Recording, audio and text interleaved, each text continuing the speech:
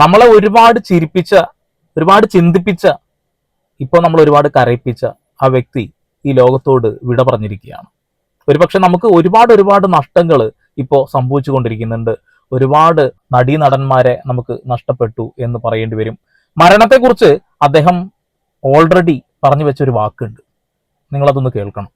ഞാൻ വയ്യാണ്ട് കിടക്കുന്ന സമയത്ത്, ICU കിടക്കുന്ന സമയത്ത് ചുറ്റിലും ഒരുപാട് പേഷ്യൻ്റ്. അപ്പോൾ എനിക്ക് വലിയ അസുഖങ്ങളൊന്നുമില്ല. അപ്പോൾ ഡോക്ടർ പറഞ്ഞു 2 ദിവസം കിടക്കുക ഇവിടെ, കാരണം ഇതിൽ ട്രീറ്റ്മെൻറ്റ് കിട്ടും, അതിനാണ് പ്രശ്നങ്ങൾ ഉണ്ടാകുമെന്ന് ഞാൻ കിടക്കണം. തൊട്ടപ്പുറത്തിരുന്ന ആൾ മരിച്ചു. ഇപ്പോൾ പട്ടക്കം പൊട്ടണവരും മരിച്ചുകൊണ്ടിരിക്കുകയാണ്. ഞാൻ കണ്ടുകൊണ്ടിരിക്കുന്ന അവരുടെ ബന്ധുക്കളെ വന്ന് പോകുന്നത്, ഇതൊക്കെ അറേഞ്ച്ഡ് ആണ് നോക്കുക. അപ്പോൾ ഒരു അമ്മ വന്നിട്ട് ചോദിക്കണം, അങ്കമാലി ആ സൈഡിലുള്ള, എൻ്റെ മോനെ വേറെ ഒരിടത്തും കൊണ്ട് രക്ഷപ്പെടുത്തുമോ?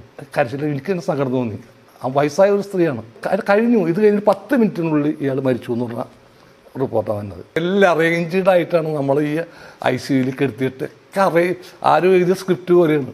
അടുത്തത് എൻ്റെ തൊട്ടടുത്ത് ഇതിലേക്ക് വരാൻ അധികം സമയം വേണ്ട. അന്ന് എനിക്ക് മനസ്സിലായി, ജീവിതം ഇത്രയേ ഉള്ളൂ.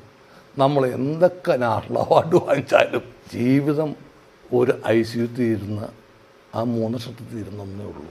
ഞാൻ എന്ത് അഹങ്കരിക്കാനും, ഞാൻ എന്ത് തൃപ്തിയോട് ജീവിക്കാനും. മരണം രുചിച്ചറിയാത്തതായിട്ട് ആരുമില്ല എന്നുള്ളതാണ്. എല്ലാവരും ഒരിക്കൽ അതിലേക്ക് എത്തും. സലീം കുമാർ ഒരു പക്ഷേ നമ്മുടെ കുടുംബത്തിലെ ഒരാളായിട്ടൊക്കെ നമുക്ക് പലപ്പോഴും തോന്നിയിട്ടുണ്ട്.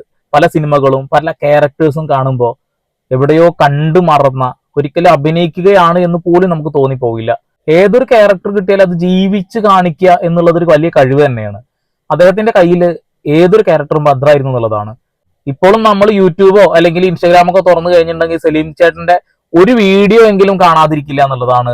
ഏതൊരു ട്രോളന്മാര് യൂസ് ചെയ്യുന്ന ട്രോളുകൾ അത് ഏറ്റവും കൂടുതൽ ഉണ്ടാവുക സലീം കുമാർ എന്ന് പറയുന്ന ആ ഒരു വ്യക്തിയുടേതാണെന്നുള്ളതാണ്. നമ്മുടെ ജീവിതത്തിൽ സലീം കുമാർ എന്ന് പറയുന്ന വ്യക്തിക്ക് അത്രമാത്രം സ്വാധീനം ചെലുത്താൻ കഴിഞ്ഞിട്ടുണ്ട് എന്നുള്ളതാണ്. നിർഭാഗ്യവശാൽ അദ്ദേഹം ഈ ഭൂമിയിൽ നിന്നും വിട്ടുപോയി. അദ്ദേഹം ഓൾറെഡി പറഞ്ഞത് കേട്ടില്ലേ, എത്ര വലിയ അവാർഡ് കിട്ടിയിട്ട് എന്താ കാര്യം, നമ്മൾ ഈ ഭൂമിയിൽ നിന്നും വിട്ടു പോവുക തന്നെ ചെയ്യുമെന്നുള്ളത്. അത്രയേ ഉള്ളൂ. നമ്മളൊക്കെ ഒരു കടുകുമണിയോളം അത്ര ചെറുതാ. അത് വീണുടയാനോ അത് വീണ് ചതഞ്ഞു പോവാനോ അത്ര സമയമൊന്നും വേണ്ട എന്നുള്ളതാണ്. അദ്ദേഹത്തിന്റെ ഈ ഒരു വീഡിയോ, ഇപ്പൊ നിങ്ങൾ സൈഡിൽ കാണുന്ന ഒരു വീഡിയോ ഉണ്ടല്ലോ, ആ ഒരു വീഡിയോ അന്ന് കണ്ടപ്പോ ശരിക്കും പറഞ്ഞ മനസ്സിന് ഭയങ്കര വിഷമം തോന്നി എന്നുള്ളതാണ്. ഇവരൊക്കെ നമ്മളിൽ നിന്ന് അകന്നു പോയിക്കൊണ്ടിരിക്കുകയാണ്. ഇവരുടെ ആരോഗ്യം, നമ്മൾ ഇവരൊക്കെ നല്ല ആരോഗ്യത്തോട് കണ്ടതാണല്ലേ, അവരുടെ ആരോഗ്യം നമ്മുടെ കൺമുന്നിൽ തന്നെ ക്ഷയിച്ചു പോണത് കാണുമ്പോൾ ഭയങ്കരമായിട്ട് നമ്മൾ തകർന്നു പോയിക്കൊണ്ടിരിക്കുക എന്നുള്ളതാണ്. മണിച്ചേട്ടൻ മരിച്ച സമയത്ത് ഉണ്ടായ ഒരു വിഷമം ഉണ്ടല്ലോ, ഓരോരുത്തരും നഷ്ടപ്പെടുമ്പോൾ നമുക്കതൊന്ന് ആക്സെപ്റ്റ് ചെയ്യാൻ കഴിയുന്നില്ല. ഈ ഒരു വാർത്ത ഞാൻ എൻ്റെ ഒരു സുഹൃത്തിനോട് പറഞ്ഞപ്പോൾ അവൻ പറഞ്ഞ വാക്കുണ്ട്, അതെങ്ങനെയാ ശരിയാവുമെന്ന് ചോദിച്ചു. എടാ സലീം കുമാർ മരണപ്പെട്ടു എന്ന് പറഞ്ഞപ്പോൾ പെട്ടെന്ന് അവന്റെ വാക്കതാണ്. എനിക്ക് അത് പറയുമ്പോൾ കുറച്ചുകൂടി ഇമോഷണൽ ആവുന്നുണ്ട് എന്നുള്ളതാണ്. അതെങ്ങനെയാ ശരിയാവുക, അതാണ് മനസ്സിനകത്ത് അദ്ദേഹത്തിനെയൊക്കെ നമ്മൾ ചേർത്ത് വെച്ചിരിക്കുന്നത് അങ്ങനെയാണെന്നുള്ളതാണ്. ഇദ്ദേഹത്തിന്റെ അവസാനം അദ്ദേഹം പങ്കെടുത്തൊരു പ്രോഗ്രാമിൽ ഒരു വീഡിയോ നിങ്ങൾ സൈഡിൽ കണ്ടുകൊണ്ടിരിക്കുന്നത്. ഭയങ്കരമായിട്ട് ക്ഷീണിച്ചിട്ടുണ്ട്, കരൾ രോഗിയായിരുന്നു, ഒരു വട്ടം ട്രാൻസ്പ്ലാന്റേഷൻ കഴിഞ്ഞതാണ്. അത് കഴിഞ്ഞ് പലതവണ ഇവിടെ കുറെ നാറികൾ ഇദ്ദേഹം മരിച്ചു എന്നുള്ള കള്ളവാർത്തകൾ പ്രചരിപ്പിച്ചതും നമ്മൾ ഒരുപാട് കണ്ടതാണെന്നുള്ളതാണ്. അവസാനം അദ്ദേഹം പങ്കെടുത്തൊരു പ്രോഗ്രാമാണ്. അതിൽ നിന്ന് തന്നെ അദ്ദേഹത്തിന്റെ ആ ഒരു രൂപത്തിൽ തന്നെ മനസ്സിലാവുന്നുണ്ട് അദ്ദേഹത്തിന് അത്രക്ക് ആരോഗ്യ പ്രശ്നങ്ങൾ ഉണ്ട് എന്നുള്ളത്. കരൾ മാറ്റി വെച്ച് കഴിഞ്ഞാൽ ചില ആളുകൾ കൃത്യമായിട്ട് അതിൽ നിന്ന് റിക്കവറായി അവരുടെ ശരീരം അതിനെ ആക്സെപ്റ്റ് ചെയ്ത് ശരിയായി വരാറുണ്ട്. ചില ആളുകളുടെ ലൈഫ് ഒന്നും പറയാൻ കഴിയില്ല, കയ്യിൽ നിന്ന് പോകുന്നു എന്നുള്ളതാണ്.